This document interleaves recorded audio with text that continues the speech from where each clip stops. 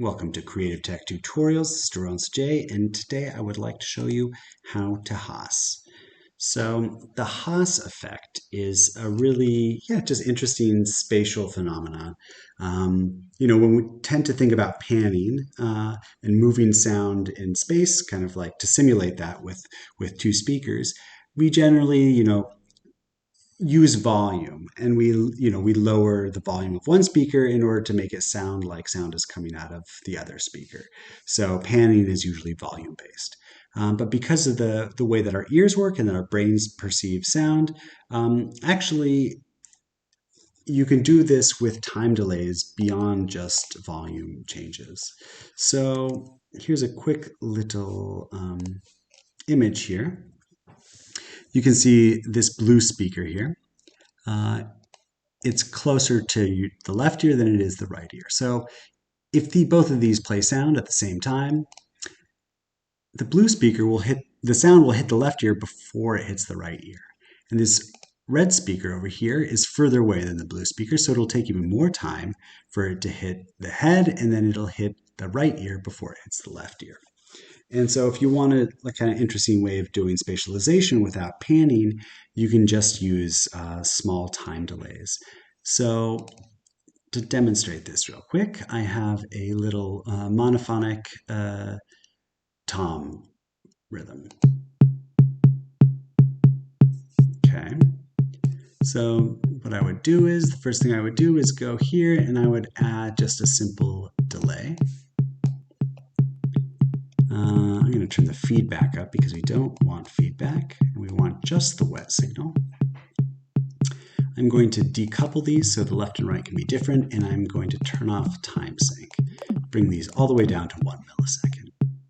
So right now you have the tom and monotom. And if I start to change either one of these, you'll start to hear the toms as if it were panning to one direction. So let me change the right speaker.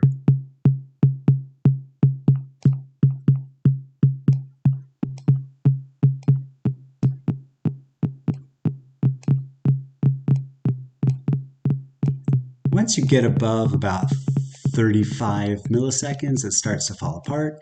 So in order to get the Haas effect, it needs to be somewhere between 1 and 35 milliseconds delay difference.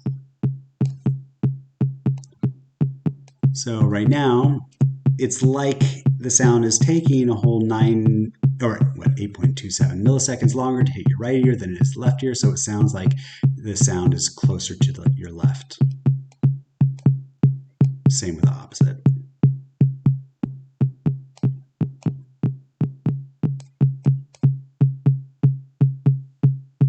So, of course, this technique of doing it, you do have a problem because the lowest possible delay is 1 millisecond, which is a little unfortunate. So that means that this tom is delayed 1 millisecond. You probably can't hear that in the music, but if there was an issue with this and you want to fix it, you can open up this track delay and you can do -1 millisecond, and that should fix it. If that's not ideal for you, you can also do it another way, which would be, so you open up an audio effect rack,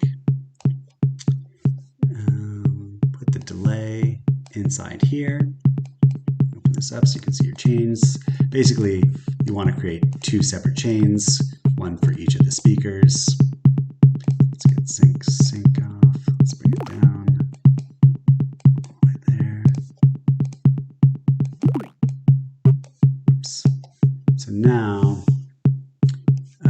both of these are wet. So if I want 0, I could just take the dry down. So now.